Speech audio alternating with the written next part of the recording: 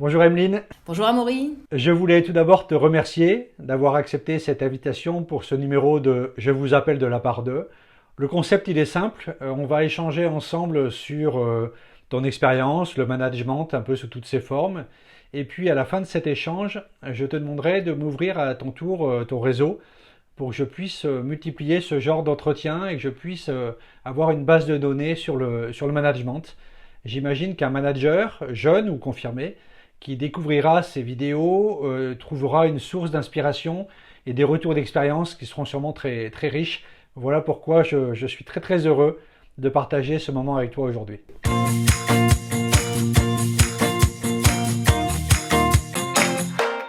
Alors si tu veux bien, on va commencer par ton parcours. Est-ce que tu peux s'il te plaît me faire ton pitch? Alors, moi, j'ai commencé à travailler sur la Coupe du Monde de rugby en 2006, en préparation de la Coupe du Monde de rugby 2007 en France, où je m'occupais du programme volontaire. Ensuite, j'ai eu la chance de travailler à l'international sur la Coupe du Monde de foot en Afrique du Sud. J'ai travaillé au Gabon sur la Coupe d'Afrique des Nations en 2012. Puis j'ai travaillé sur l'Euro 2016 et sur la Coupe du Monde féminine. Et maintenant, je travaille pour la Fédération française de foot qui a ouvert un département spécialement dédié à l'organisation de grands événements. Donc j'ai navigué entre les programmes volontaires, les relations institutionnelles, les relations internationales et le conseil aux organisateurs. Est-ce que justement sur la gestion des volontaires, tu peux détailler en quoi le management des volontaires est différent de management de salariés? Pour moi, le management des volontaires n'est pas si différent du management des salariés, si ce n'est la petite nuance de la rémunération. Alors, qui est importante, mais au final, quand on manage 200 volontaires ou 200 salariés, ce qui est important, c'est qu'ils adhèrent au projet. Alors évidemment, quand on s'adresse aux volontaires, ça l'est encore plus, parce qu'ils vont pas avoir la prime de fin d'activité, parce qu'ils vont pas avoir le salaire, parce qu'ils vont pas avoir les avantages que peut trouver un salarié lambda. Et c'est vraiment le relationnel. Ce qui va permettre au manager de marquer des points, c'est justement son style de management et que le volontaire se sente au bon endroit, au bon moment et surtout se sente utile et pas utilisé. Pour moi, c'est la principale clé de réussite. Vraiment qu'il soit partie prenante du projet. Et justement, tu disais qu'il n'y avait pas effectivement d'aspect financier, mais justement, quid de la motivation? Comment on arrive à motiver un volontaire quand il n'y a pas cette contrepartie financière dont on a l'habitude? Alors, comment on arrive à le motiver? Alors, je pense qu'il faut faire une différence entre l'étudiant volontaire, l'actif volontaire et le retraité volontaire. L'étudiant, qu'est-ce qu'il va chercher? Et pour le coup, c'est vraiment la première question à se poser pour connaître, entre guillemets, le carburant de chacun de ces volontaires et de savoir comment on va les motiver. L'étudiant, il va chercher le réseau, il va chercher à acquérir de nouvelles compétences professionnelles. Donc, en tant que bon manager, il va falloir lui ouvrir ces portes-là. L'actif, il va chercher à comprendre l'organisation d'un gros événement dans les coulisses. Donc c'est ces portes-là qu'il va falloir lui ouvrir. Et enfin, un retraité, lui, va chercher avant tout à rencontrer de nouvelles personnes, à passer des moments agréables et conviviaux. Donc une fois qu'on a pris en compte ces trois principales motivations, on les met dans une grosse casserole et on les mélange. Avec à chaque fois garder en tête d'avoir des moments conviviaux parce que les volontaires n'ont pas à ressentir la pression que peuvent subir les managers. Donc l'idée, c'est de toujours les préserver de ça et faire en sorte qu'ils soient toujours dans un cadre sympathique. C'est aussi faire en sorte qu'on leur permette d'acquérir de nouvelles compétences et surtout comprendre pour quelles raisons ils sont là et comment en fait on répond à leurs interrogations. Et tu évoquais la pression, tu as toujours travaillé dans l'événementiel en France et à l'étranger. Est-ce que tu peux nous faire partager ta façon de gérer la pression? Comment on gère le stress quand on est justement comme ça dans l'événementiel? Moi, j'ai une petite phrase que j'aime bien dire, surtout quelques heures avant le coup d'envoi d'un premier match d'une compétition qui va durer plusieurs semaines, c'est qu'on ne sauve pas des vies. Et que quoi qu'il arrive, on travaille quand même pour des événements qui sont sympas. Je veux dire, organiser des matchs de foot, il y a quand même moins fun, on va dire. Et donc, j'essaye de transmettre ça à mes collaborateurs. Leur dire qu'il est important d'être rigoureux, d'être professionnel. Des aléas, on en aura. Un événement, c'est quand même 80% de prévu, 20% d'aléas. Si on a bien posé sur les 80%, les 20% d'aléas passeront mieux. L'idée, c'est de ne pas forcément trop se prendre au sérieux, mais tout en restant très pro. Merci. Ce qui caractérise aussi ton parcours, Emeline, c'est ton expérience à l'étranger. Tu parlais tout à l'heure d'Afrique du Sud, du Gabon. Comment, quand on est une jeune femme, on peut arriver comme ça dans un monde plutôt masculin, à l'étranger, et arriver à être crédible en tant que manager? Au-delà de la question de l'étranger, de l'Afrique, c'est la question de la femme. Alors c'est marrant, c'est ce que nous apprend notre DG à la Fédé, qui nous dit: vous avez 3 minutes, le temps de partir du 0 au 3, de prendre un ascenseur, pour expliquer que si vous êtes là, c'est pour votre CV et pas pour autre chose. Ça marche en France, ça marche évidemment encore plus dans le monde du sport, et évidemment encore plus dans le monde du foot, ça marche aussi en Afrique. Maintenant, pour répondre à ta question de manière plus précise, il est important de montrer qu'on est là pour une bonne raison, et surtout parce qu'on a une expertise que les autres n'ont pas. Une fois qu'on a démontré ça, je vais dire qu'on a fait 50% du parcours. La deuxième tendance, ça va être de s'adapter au final. J'étais bien mignonne à caler des réunions à 9h au Gabon. La première fois que je la cale à 9h, que j'attends jusqu'à midi, la deuxième fois, je la mets à 14h ou à 11h. Mais voilà, faut s'adapter et se dire qu'on n'arrive pas non plus en pays conquis, qu'il faut s'acclimater, qu'on arrive dans une équipe qui existe déjà. Et le plus important, c'est de prendre un temps qui peut être très long, mais qui nous fera toujours gagner du temps à la fin, pour comprendre comment ça fonctionne. Et pas se dire: tiens, je vais reproduire un modèle franco-français que je vais calquer en Afrique, parce que ça marche pas en fait. Donc il y a, on va dire 50% de montrer qu'on est là pour une bonne raison et que l'expertise on l'a et que ça va les aider. Et puis 30% d'adaptation, et 20% qui restent, c'est du relationnel, quoi. Et de la chance aussi, j'imagine? Oui, il y a aussi le facteur chance. Mais il y a quand même des possibilités de la créer, cette chance-là. Avec une réelle expertise métier, avec une adaptation sur le terrain et avec un bon relationnel, le facteur chance, il peut se déployer. Sans ça, il se déploie un peu moins quand même. Si tu refais ta carrière, Emeline, parmi les personnes qui t'ont marqué en management, tu as retenu quoi? C'est quoi tu sais, souvent quand on rencontre des personnes comme ça, on retient quelques phrases ou une façon de faire. Je pense que j'ai eu 2 mentors dans ma vie professionnelle.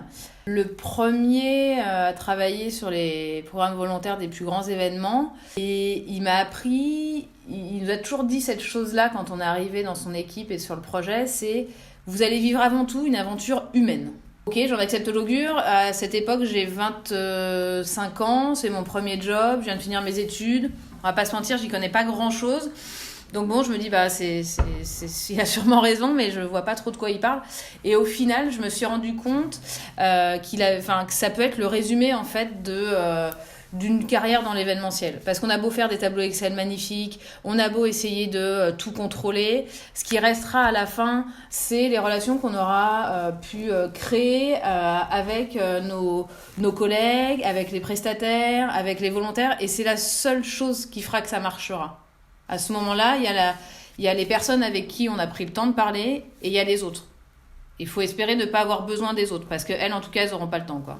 Donc pour moi, c'est vraiment, c'est avant tout une histoire, une aventure relationnelle, et c'est vrai. Et ton deuxième mentor dont tu parlais, tu en retiens quoi?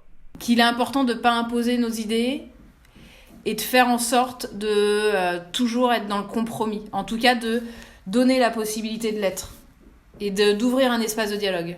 Parce que ça apportera forcément plus de solutions que d'essayer d'appliquer, par exemple, un cahier des charges très strict, d'aller avec un contrat en disant: vous avez signé ça, vous nous devez ça, alors qu'il faut trouver des compromis et être vraiment dans la médiation. Ça, c'était vraiment la deuxième partie de ma vie professionnelle. Il y a dans les formations que j'anime un sujet qui revient souvent parmi les participants, c'est la gestion des conflits. Est-ce que tu peux nous faire partager, toi, ton expérience sur la façon dont tu gères les conflits, que ce soit des conflits entre 2 collaborateurs de tes équipes, ou entre toi et un collaborateur, entre toi et ta hiérarchie, c'est possible aussi. C'est quoi ce que tu pourrais partager avec nous sur la gestion des conflits? Je suis quelqu'un qui ne va pas souvent au conflit. Je mets tout en œuvre pour ne pas arriver à ce moment-là. Et en principe, je m'en sors pas trop mal. C'est toujours l'idée du compromis, de trouver des solutions, etc. pour pas arriver au conflit. Après, comment je règle le conflit entre 2 collaborateurs? En principe, je les réunis et je leur demande d'exposer de manière très factuelle ce qui les oppose. Et en principe, en prenant cette distance-là, où ils vont énumérer leurs griefs contre l'autre, ils se rendent compte qu'eux-mêmes, finalement, le conflit, il est basé sur rien. Donc ça, c'est une solution qui peut paraître assez simpliste. Après, si jamais les conflits sont vraiment basés sur des vrais sujets, je vais essayer de trouver des solutions. Alors, soit pour qu'ils puissent continuer quand même à travailler ensemble, parce que dans ce domaine-là, on va travailler ensemble pendant 8 mois, 1 an, on parle pas de carrière de 10 ans avec un collaborateur qu'on peut pas supporter. Dans le pire des cas, je vais essayer de splitter leur mission pour qu'ils aient le moins à travailler ensemble, mais sachant que moi, ça va me demander du temps, parce que je vais piloter 2 personnes et plus, par exemple, un duo. Et je vais aussi leur rappeler que c'est comme dans un couple, il y a un moment où chacun doit mettre un petit peu d'eau dans son vin, quoi. Ou sinon, on part complètement, et dans ce cas-là, on l'assume, quoi. Tu as été amené à gérer des équipes qui étaient multi-sites. Comment on arrive à garder l'efficacité de son management quand on est, on va dire, au siège et puis qu'on a une dizaine de sites à gérer? Comment on s'organise pour faire ça? Déjà, ce qui est important, c'est d'appliquer les mêmes méthodes avec tous les sites et de s'obliger en fait à être dans cette régularité-là. Par exemple, ce que je faisais sur l'Euro, c'est que j'organisais une conf call avec les 10 responsables et les 10 coordinateurs une fois par semaine. Où là, c'était des messages plutôt descendants que je leur donnais. Ensuite, je faisais des réunions avec chaque responsable, où là, il y avait un moment de partage qui était beaucoup plus important, avec des informations qui, moi, me remontaient. Et ensuite, je me contraignais à aller sur chacun des sites au moins une fois par mois. Après, il y a une tendance naturelle à aller vers ceux qui ont plus de problèmes. Et donc, à délaisser aussi ceux qui roulent bien.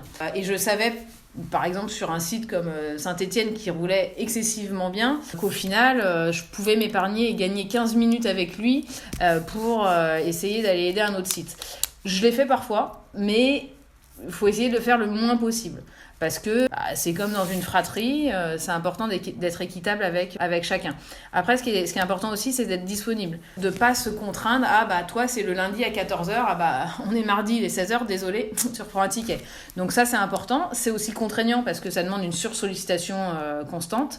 Après, ce qui marche bien aussi, c'est de bien faire passer le message aux équipes qu'elles sont une équipe et que ce qui se passe à Lyon aujourd'hui va se passer à Saint-Étienne demain. Et qu'au final, les problèmes qu'ils rencontrent sont exactement les mêmes. Donc, entre eux, ils ont peut-être la solution.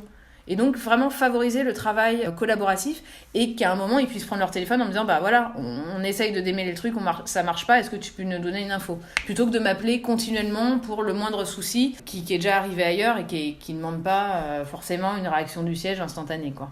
Mais c'est beaucoup de disponibilité, le management à distance. C'est que ça, en fait. Mais sans se faire vampiriser, tout en faisant comprendre qu'il y a beaucoup de solutions qui doivent se trouver par la collaboration, la coopération. C'est donner de l'autonomie, en fait. Ouais, c'est ça. Je pense que c'est vraiment donner le choix, donner les armes, donner les moyens à ces équipes d'être autonomes.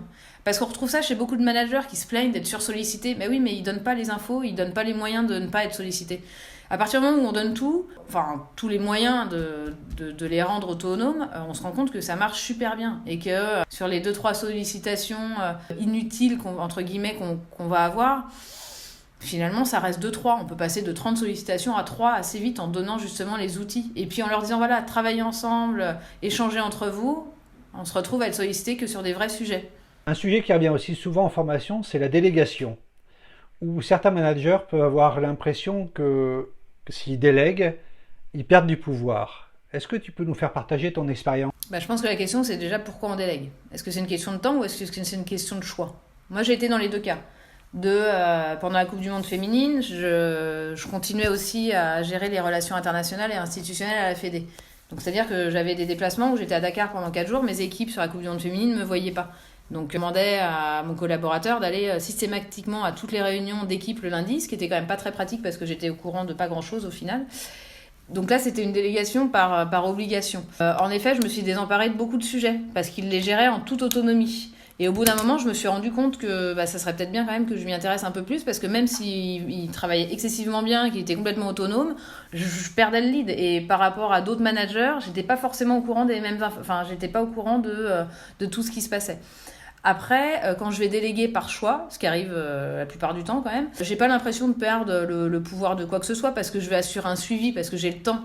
Ce que je vais déléguer, c'est des tâches qui vont me permettre de gagner du temps, justement. Mais je vais être capable à n'importe quel moment de reprendre le dossier. Ce qui est important, c'est ça, en fait. Je pense, quand on délègue, c'est d'être capable d'être à la place de celui qui fait. Sur l'euro, par exemple, à un moment, j'ai eu un site qui tournait un peu moins bien. J'étais capable de prendre le rôle du responsable ou du coordinateur parce que je l'avais déjà fait. Sur un temps très court, évidemment. Mais quand on délègue, ce qu'il faut, c'est quand même être en capacité de faire ce qu'on demande à l'autre. Et en tout cas, peut-être pas dans son intégralité, mais en tout cas de le comprendre. D'être potentiellement capable de le faire sans avoir à le faire. Exactement. Et en tout cas, de pouvoir justifier les décisions qui ont été prises aussi par la personne à qui on a délégué.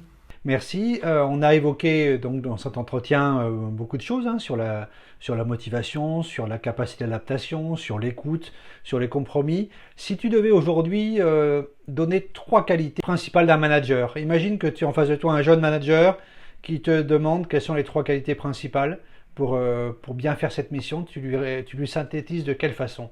La première, c'est montre l'exemple. Si tu veux qu'on fasse bien, fais bien toi-même déjà. Sois irréprochable. Le deuxième, soit à l'écoute, soit disponible. Et le troisième, soit aussi précis que structurant avec tes équipes. Merci beaucoup Emeline pour cet échange. Ce que je te propose, c'est de réfléchir à la personne qui prendra ta suite et que je pourrais appeler de ta part en disant je vous appelle de la part d'Emeline, et de continuer comme ça cette belle aventure. Je pense que tu évoquais en début d'entretien l'aventure humaine.